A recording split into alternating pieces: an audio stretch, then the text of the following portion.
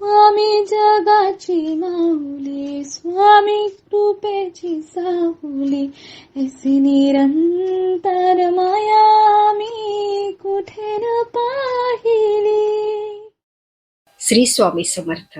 सर्व मित्रमैत्रिणींचे आपल्या श्री दत्त अनुभूती परिवारामध्ये सहर्ष स्वागत आहे. स्वामींची कृपा तुमच्यावर निरंतर राहू दे. आज मी तुम्हाला स्वामी भक्त श्री गोपाळबुवा केळकर लिखित बखरीतील बखर क्रमांक 32 सांगणार आहे. पण त्यापूर्वी तुम्हाला एक विनंती करते की आपल्या श्री दत्त अनुभूती या चॅनलला सबस्क्राईब जरूर करा. शेअर, लाईक, कमेंट्स करायला विसरू नका.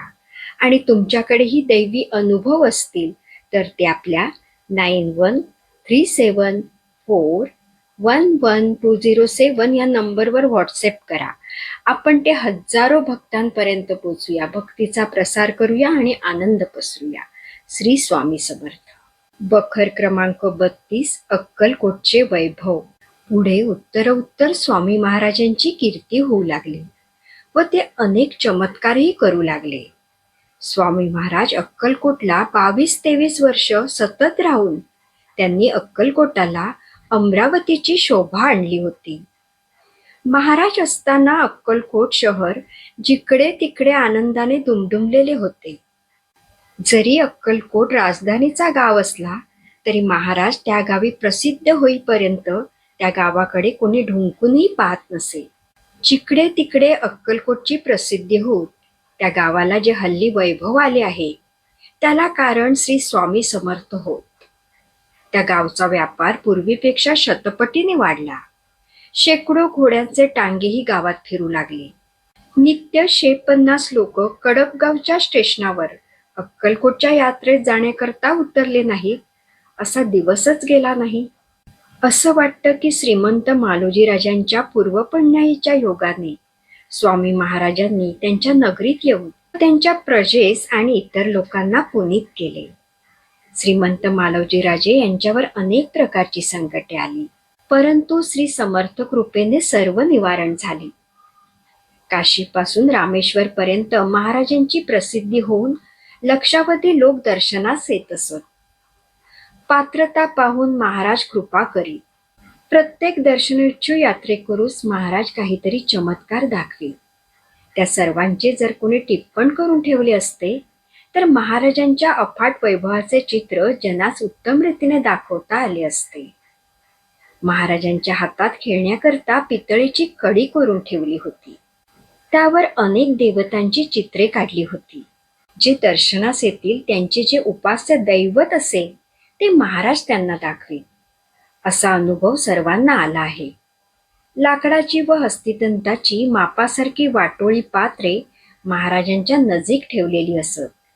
त्यात धान्य वगैरे घालून इकडून तिकडे व तिकडून इकडे अशी काढघाल करावी हा एक महाराजांचा खेळ होता. एखाद्या लहान बालकाप्रमाणे महाराज खेळ करीत असत. महाराज एके ठिकाणी बसून कधीच राहत नसत. दिवसातून 10-5 स्थाने बदलीत. महाराजांच्या दर्शनाला आर्त, जिज्ञासू, अर्थार्थी, ज्ञानी असे 4 प्रकारचे लोक येत असत. त्यामध्ये जास्त करून आर्त म्हणजे संकटात पडलेले, अर्थार्थी म्हणजे द्रव्यादी कामेच्छू, विषय इच्छिणाऱ्यांची संख्या फार असे. जिज्ञासू थोडे असत, ज्ञानी फारच थोडे येत.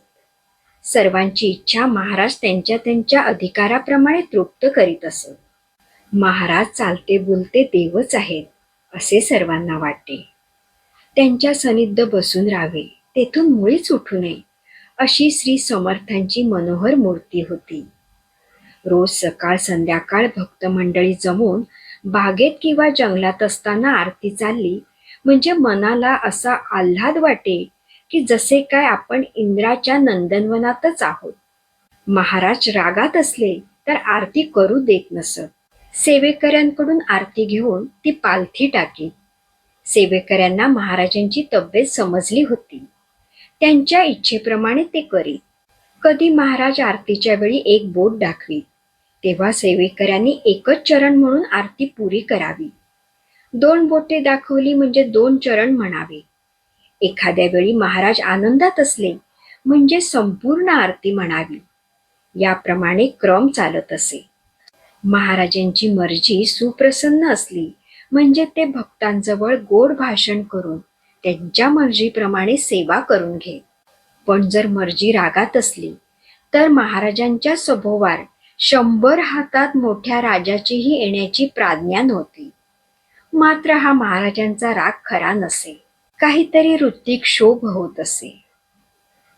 येथे बखर क्रमांक 32 समाप्त होते.